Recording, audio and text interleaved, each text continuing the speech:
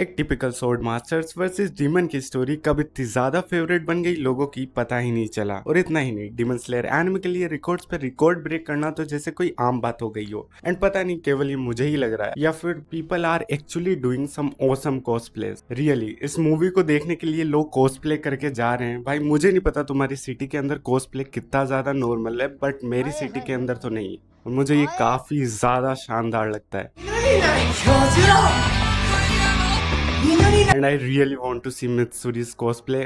हो अंडरवर्ल्ड में जिक्र आया राह के नाम का। डीमन स्लेयर एनिमे की स्टोरी कब तांजीरो के चारकोल सेलर बॉय से लेकर डीमन स्लेयर डैडी बनने तक का सफर तय कर लेती है पता ही नहीं चलता। और मुझे अभी भी याद है कि 2019 के अंदर ऐसे ही एक दिन यूट्यूब पे भटकते भटकते मुझे मिस्ड डीमन एक्सप्लेनेशन करके एक चैनल मिला। एंड उस चैनल पर मुझे डीमन स्लेयर एपिसोड फर्स्ट की हिंदी एक्सप्लेनेशन मिली। And that first freaking episode made me decide कि भाई मुझे ये एनिमे देखना है। और मुझे डीमन स्लेयर देखने की चुल इतनी भयंकर चढ़ी कि मैंने 1.5 दिन के अंदर ही डीमन स्लेयर खत्म कर दिया था। बाय द वे मिस्टर भैया, आई लव यू यार। And demon slayer season first खत्म करने के बाद मुजन ट्रेन, उसके लिए तो मैं केवल एक ही चीज कहना चाहूंगा। मैंने उसको इतना देखा जितना देखा जा सकता था, लेकिन फिर भी 2 आंखों से कितना देखा जा सकता था। और वो रेनगोकू का dialogue, set your heart ablaze.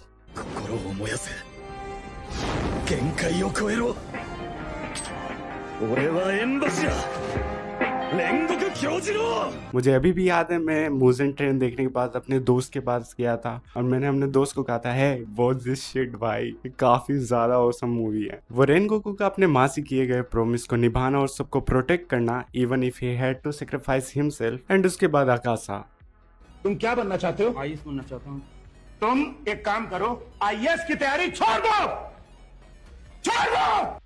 This MF, I really hate him after watching Mugen train. भाई मुझे अभी भी याद है मैं आकाशा से कितनी ज्यादा नफरत कर रहा था क्योंकि इसने रेनगोकू को मार दिया था। और मुझे पता है जिसने भी मुजन ट्रेन पहली बार देखी होगी वो आकाशा से काफी ज्यादा नफरत करने लग गया होगा। बट आकाशा के पास के बारे में पता चलते ही वी ऑल नो कि he is a broken person. और जेनित्सु के तो कहने ही क्या, एक डरपोक से लेकर full on serious mode, this freaking person created his own thunder breathings की फॉर्म जो आज तक के प्राइम थंडर हाशिराज भी नहीं कर पाए।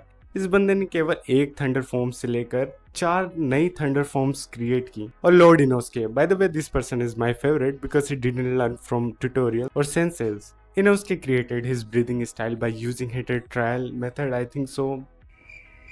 तभी इनोस्के की ब्रीदिंग स्टाइल इतनी ज्यादा रो और उसकी सारी टेक्निक इतनी ज्यादा बिजार है कि हमें एक टाइम पे लगता है कि बहन जो कर भी कैसे पा रहा है ये सब।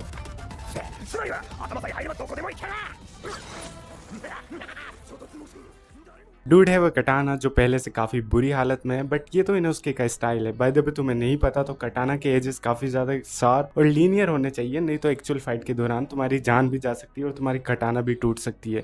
बट इनोस्के की कटाना तो आधी टूटी हुई है। ये देखने में 2 कटाना लेकर घूमता है बट दोनों मिलाकर एक ही कटाना है। और तुम इनोस्के की जगह खुद को इमेजिन करो कि तुम किसी डीमन से फाइट कर रहे हो और तुम्हें ये कटाना दी गई है और तुम्हें केवल एक स्लेश करने के लिए इतना ज्यादा फोर्स लगाना पड़ेगा कि तुम्हारी आधी पावर तो उसी में ड्रेन हो जाएगी। और उसके बाद भी क्या पता कटाना बचे कि ना बचे।